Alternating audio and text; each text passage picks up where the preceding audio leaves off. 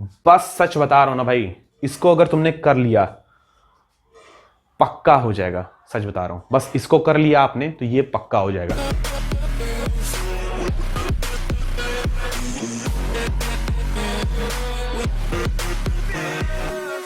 Hey guys, welcome back to my channel Gabrudev and today is Devyansh this side. और आज हम discuss करने वाले हैं कि कैसे एक नॉन सीएस ब्रांच से, या फिर आप नॉन सीएस या नॉन आईटी या फिर किसी भी कंप्यूटर साइंस ब्रांच से आप ना होते हुए एक कोडिंग जॉब या फिर एक आईटी कंपनी में आप जॉब पा सकते हैं। किस तरीके से, उसका क्या प्रोसेस रहेगा। आप चाहे मैकेनिकल ब्रांच से हो, चाहे आप इलेक्ट्रिकल से हो, चाहे आप सिविल से हो, चाहे आप मेटलर्जी से हो, किसी भी ब्रांच से हो, तो आप कैसे उसको ग्रैब कर सकते हो। So let's begin the video today for this. अगर आप इस हमारे चैनल पर नए हैं तो चैनल को सब्सक्राइब करना मत भूलना। काफी बहुत से इंटरेस्टिंग वीडियोस मैं डाल रहा हूं, ठीक है। काफी इंपॉर्टेंट होने वाला है ये पूरा का पूरा सीरीज। आप देखिए पूरे वीडियोस को। अगर चैनल अच्छा लगता है तो चैनल को शेयर करिएगा, वीडियो अच्छा लगता है तो वीडियो को लाइक करिएगा। अगर चैनल पे बने रहना चाहते हैं, हमारे फैमिली के साथ जुड़ना चाहते हैं तो सब्सक्राइब करना बिल्कुल मत भूलना।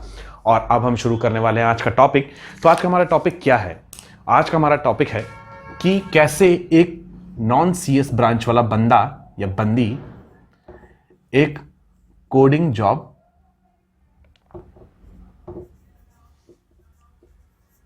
पा सकता है, ठीक है। सो ये है आज हमारा मेन मुद्दा। नॉन सीएस से कोडिंग जॉब की तरफ क्या जाएं, क्या है वो सबसे इंपॉर्टेंट और सबसे महत्वपूर्ण स्टेप्स जिसे हमें फॉलो करना बहुत ज्यादा जरूरी है, ठीक है। सो बहुत ध्यान से देखना, हर एक पॉइंट्स को नोट करना। और अगर इस वीडियो को आप बहुत ज्यादा इंटरेस्टेड हो तभी यार पूरा का पूरा देखना, ठीक है। और कोई भी पार्ट बीच में स्किप मत करना, बहुत ज्यादा इंपॉर्टेंट वाला है। हर एक पॉइंट बहुत ज्यादा इंपॉर्टेंट होने वाला है। सो पहला पॉइंट जो है आपको याद रखना है कि आप अगर नॉन सीएस या कोडिंग जॉब से हो, पहली चीज आपको ये सोचना ही नहीं है कि आपको नहीं मिल सकता। क्यों नहीं मिल सकता? बिल्कुल मिल सकेगा, ठीक है। सो पहला चीज जो आपको ध्यान देना है कि क्या चीज आपको पढ़नी है, वो चीज ध्यान देना कि आपको पहला जो है वो ये तो मस्ट है कि आपको मतलब एप्टीट्यूड, एप्टी, वर्बल, रीजनिंग और इंग्लिश,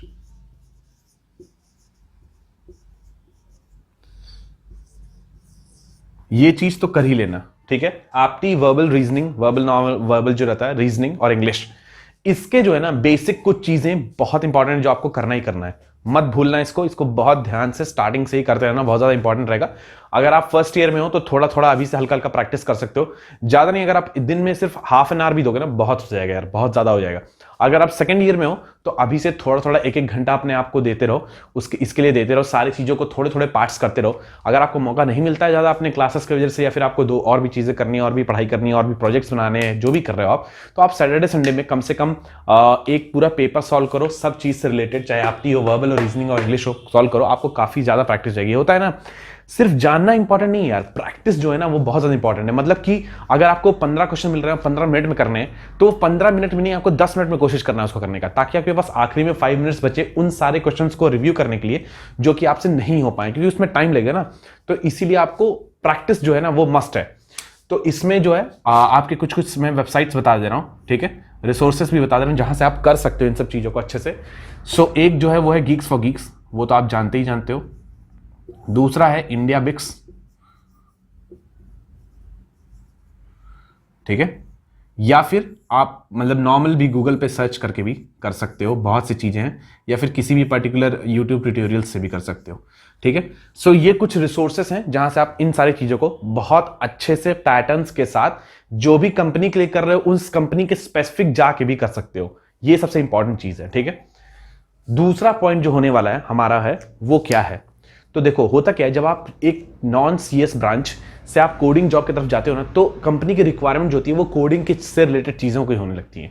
तो कुछ कुछ ऐसे सब्जेक्ट्स हैं ना जो आपको पढ़ने पड़ेंगे, जिसके बेसिक्स एटलीस्ट आपको जानने पड़ेंगे, ताकि अगर आपसे वो पूछे तो उसको, जो इंटरव्यूअर है ना, उसको वो इतना मतलब चीजें समझ में आए कि हाँ बंदा मैकेनिकल से था, सिविल से था, लेकिन उसको आती है सीएस के बारे में चीजें, तभी वो आपको मतलब अपॉर्चुनिटी दे पाएगा।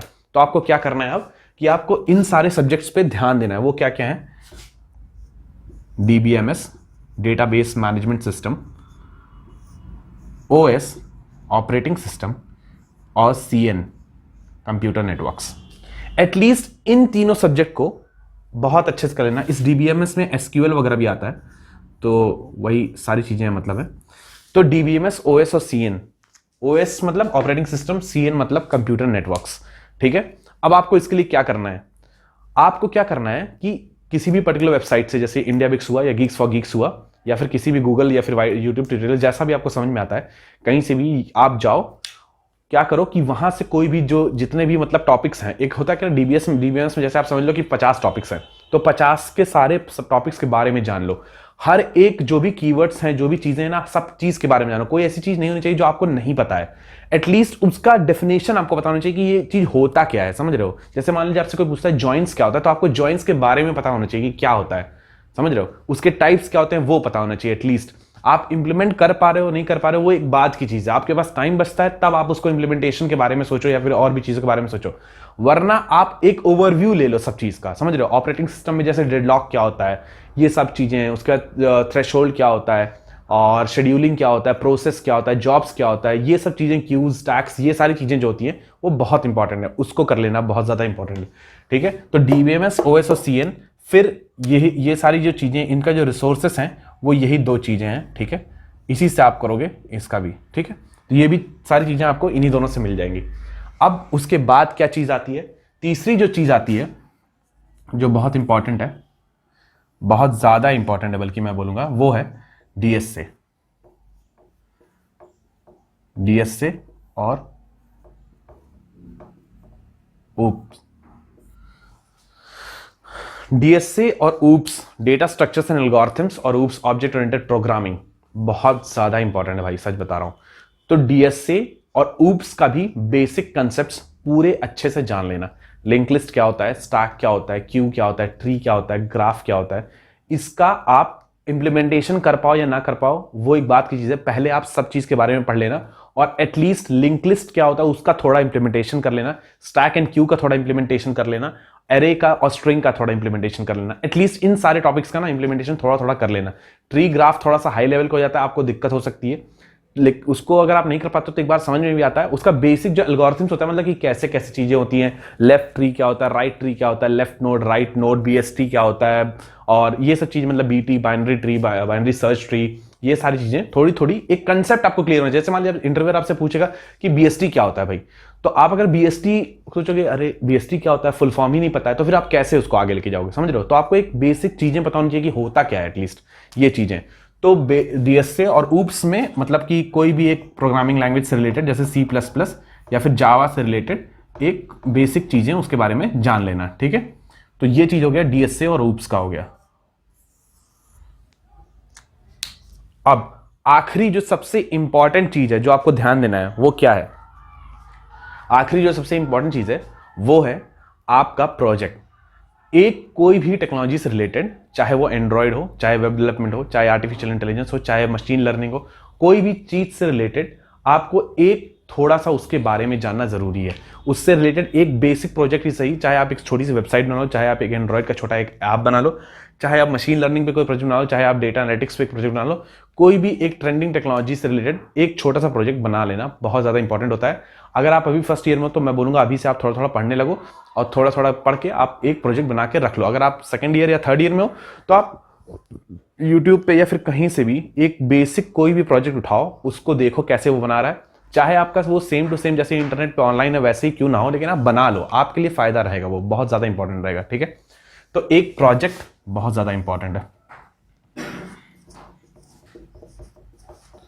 ठीक है।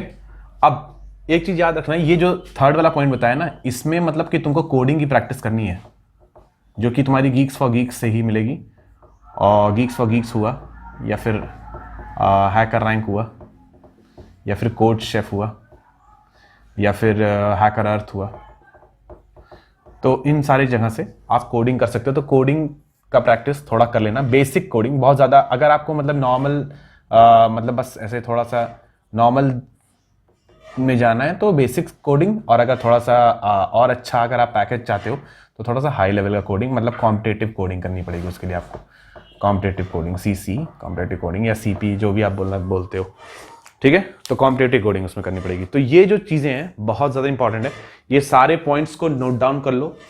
बस सच बता रहा हूँ ना भाई, इसको अगर तुमने कर लिया पक्का हो जाएगा, सच बता रहा हूँ। बस इसको कर लिया आपने तो ये पक्का हो जाएगा, मैं सच बता रहा हूँ। इसको ध्यान से एकदम हर एक चीज़ को नोट डाउन कर लो और अभी से जुट जाओ तैयारी करने के लिए, ठीक है। कोई भी चीज़ छोटी नहीं होती, कोई भी चीज़ बड़ी नहीं होती, कोई भी चीज़ आसान नहीं होती, कोई भी चीज़ कठिन नहीं होता। चीज़ें आपके सोच के हिसाब से डिपेंड करती हैं, आप कैसा उसको सोचते हो। अगर आप कठिन सोचते हो वो कठिन हो जाएगी, अगर आप आसान सोचते हो तो आसान हो जाएगी। तो चीज़ों को हमेशा आसान सोचने की कोशिश करो, उसको समझने की कोशिश करो। चीज़ें कठिन है, क्या हुआ, किसी ने कोई ना कोई तो पढ़ रहा होगा, कोई आपका साथी का बंदा पढ़ के आगे निकलने की कोशिश कर रहा होगा, तो आप क्यों नहीं। सो आज से शुरू हो जाओ, ठीक है। अगर आपको कोई भी चीज़ें नहीं समझ में आती आप कमेंट करके बताओ। चैनल पे नए हो तो लाइक करना, चैनल को शेयर करना, सब्सक्राइब करना, बहुत ज़्यादा अच्छा लगता है। चैनल को शेयर करोगे और अगर सब्सक्राइब करवाओगे और लोगों से भी, अगर मतलब और लोग को जिनको जिनको अच्छा लगता है तो और ज़्यादा खुशी होगी, ठीक है। इसी के साथ मैं ये वीडियो एंड करूँगा, तब तक के लिए स्टे ट्यून्ड, बी हेल्दी, जय हिंद।